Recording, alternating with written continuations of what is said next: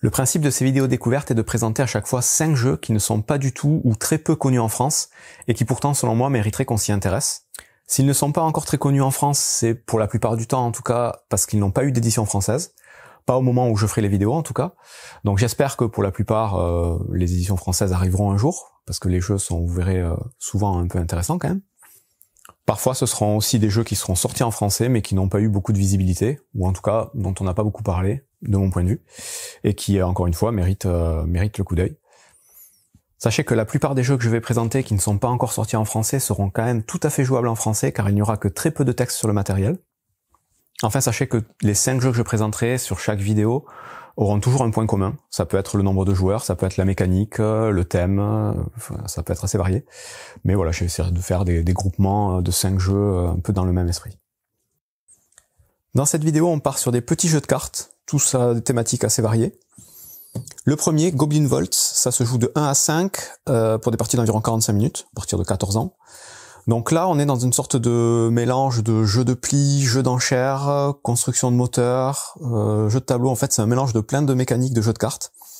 Vous allez avoir un atout, vous allez avoir des cartes que vous allez essayer de gagner, et vous allez devoir construire devant vous un tableau avec des cartes de scoring, avec différentes façons de marquer les points. Donc plusieurs mécaniques qui s'imbriquent parfaitement. Ça se joue assez rapidement, les règles sont pas trop compliquées. C'est peut-être le plus compliqué des 5 jeux, mais ça reste tout à fait accessible. Pas de texte sur le matériel à part sur les cartes objectifs. Sinon, vous voyez, vous avez donc les chefs gobelins. Donc ça, c'est les cartes objectifs. Il y a un tout petit peu de texte, mais c'est quand même assez compréhensible. Et vous avez ensuite des cartes de ce type-là. Vous avez des logos. Donc vous avez une vidéo explicative sur la chaîne pour plus de détails. Mais pour moi, voilà, c'est un très bon petit jeu de cartes assez malin, qui se joue vite et qui mélange plein de mécaniques plutôt bien. Goblin Vault. Le deuxième, Wildlife The Card Game. Donc là, c'est un jeu, je crois, mexicain, qui se joue de 2 à 5 pour des parties d'environ 15-20 minutes. Et on est sur un petit jeu sur la nature avec des petits animaux qu'il va falloir collectionner, il va falloir créer un écosystème. Donc vous avez des petites cartes, vous avez des cartes météo, vous avez des cartes prédateurs, vous avez donc les petits animaux à collectionner. Donc il y a 4 familles d'animaux qui vont scorer différemment. Les petits, les gros, les oiseaux et les aquatiques.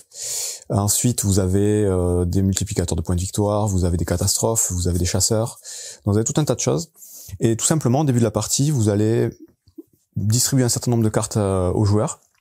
Et à chaque tour, les joueurs vont devoir jouer 3 cartes. Donc soit des cartes devant eux pour marquer des points, soit des cartes pour aller embêter les adversaires pour leur faire éliminer d'autres cartes. Et à chaque fin de tour, on compte les points, on fait un certain nombre de manches. Donc c'est vraiment assez simple à jouer. Plutôt rapide, à savoir qu'il y a une petite extension avec plein de petits modules qui vient avec, notamment on peut jouer jusqu'à 7, et il y a des cartes à remplacer pour enrichir un petit peu les parties. Donc un tout petit jeu de cartes qui se joue, je pense, assez facilement avec des enfants. Les illustrations, vous avez vu, sont plutôt sympathiques, c'est des petits dessins un peu crayonnés, un peu rigolos. Donc pas très connu, mais un bon jeu de cartes à tester. Le troisième jeu, Stool Pigeon, là aussi j'ai déjà fait une vidéo. Donc Stool Pigeon, ça se joue de 2 à 6 pour des parties d'environ une dizaine de minutes. Et là, on est un peu dans la mécanique du skijo, à savoir que vous allez avoir un tableau de cartes devant vous. Donc il y aura que 4 cartes en début de partie. Et votre but, c'est d'avoir le moins de points possible dans ce tableau-là, sachant que ces cartes sont face cachée. Vous en connaîtrez que 2 en début de partie. Et vous allez devoir essayer de piocher de nouvelles cartes pour remplacer les cartes de votre tableau. Essayez de vous débarrasser de ces cartes dès qu'il y aura des cartes identiques dans la défausse.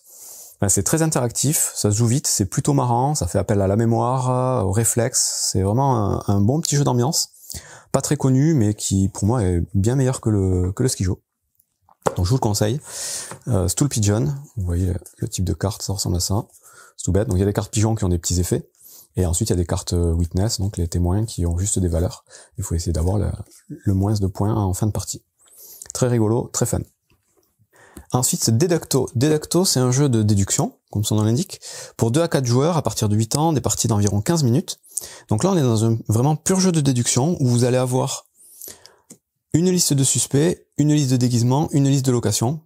Et comme dans beaucoup de jeux d'enquête, il va falloir essayer de trouver quel est le suspect, le déguisement et le lieu d'une carte en particulier dans votre main.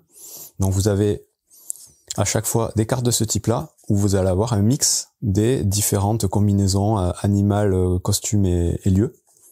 Vous allez piocher chacun 5 cartes face visible en début de partie devant vous, et ensuite vous allez piocher une carte que seuls vos adversaires verront, qui sera la carte que vous allez essayer de deviner. Et à chaque tour, vous aurez la possibilité de poser une carte devant vous, et vos adversaires vont devoir dire si sur cette carte, il y a quelque chose en commun avec votre carte à deviner. Donc soit le déguisement, soit l'animal, soit le lieu. Si c'est le cas, vous le mettez dans une colonne. Si c'est pas le cas, vous le mettez dans une autre colonne. Donc là, ça veut dire que vous avez rien en commun avec votre carte, là vous avez quelque chose en commun. Et au fil des tours, vous allez déduire et induire les différents éléments qui composent votre carte. Et à votre tour, au lieu de jouer une carte, vous allez pouvoir essayer de faire une tentative pour deviner votre suspect, dans quel lieu et avec quel déguisement. Si vous y arrivez, vous avez gagné la partie. Si vous vous trompez une première fois, vous retournez toute une colonne de cartes, soit la colonne avec rien en commun, soit la colonne avec des choses en commun. Deuxième fois, vous retournez l'autre colonne. Et la dernière fois, vous avez perdu la partie. Donc tout simple, tout basique, ça se joue plutôt bien avec des enfants, mais ça marche étonnamment bien. Deducto. Le dernier jeu de cette sélection, c'est Expression, un jeu pour 2 à 5 joueurs, pour des parties d'environ 15 minutes. Et là, on est dans un genre de jeu qui va faire penser un peu à Trio ou à The Crew, donc 2 excellents jeux de cartes, et je pense que ça pourrait détrôner Trio, très clairement. C'est un jeu coopératif, dans lequel les joueurs vont avoir une main de cartes parmi des cartes expression, donc de couleurs différentes. Il y a 5 familles de cartes, je crois, numérotées toutes de 1 à 10. Et en fonction de la façon dont vous allez jouer vos cartes, votre but, ça va être de deviner une carte bien précise dans la main des autres joueurs. Pour ça, vous avez 2 possibilités à votre tour. Soit vous jouez une carte devant vous, et en fonction du sens dans lequel vous allez la jouer, ça va donner des indications aux autres joueurs. Donc là, on vous dit que dans un certain sens, ce sera la plus haute carte de cette couleur, ou alors la plus basse carte de cette couleur, ou alors la dernière carte de cette couleur, ou alors vous dire que vous avez d'autres numéros correspondant au numéro qui est joué. Ces indications-là, vous les jouez devant vous, et ça va aider les autres joueurs à savoir ce que vous avez dans votre main. Et donc ça, c'est la première possibilité. L'autre possibilité à votre tour, c'est d'essayer de deviner une carte dans la main d'un joueur. Si vous devinez juste, vous mettez les cartes d'un côté. Si vous vous trompez, vous mettez les cartes de l'autre. Et il y a aussi un compteur de tours. À chaque fois que vous faites un tour de table, vous dévoilez une carte de la pioche, côté négatif. Et en fait, vous faites plusieurs tours comme ça, et à la fin du jeu, s'il y a plus de cartes côté positif que côté négatif, vous avez gagné. Bon, j'explique très vite, je ferai une vidéo détaillée sur la chaîne.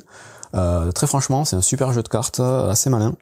Ça se joue vite, et je vous dis, c'est tout à fait dans la veine d'un trio. Donc je pense que ça devrait sortir en France, c'est quasi sûr. Voilà, c'est tout pour ces 5 jeux de cartes, encore plutôt inconnus en France. Je pense qu'il n'y a pas grand monde qui connaît encore. Mais j'espère qu'ils sortiront à un moment ou à un autre, qui seront édités en français, parce qu'ils sont tous vraiment sympas. Bon jeu à vous.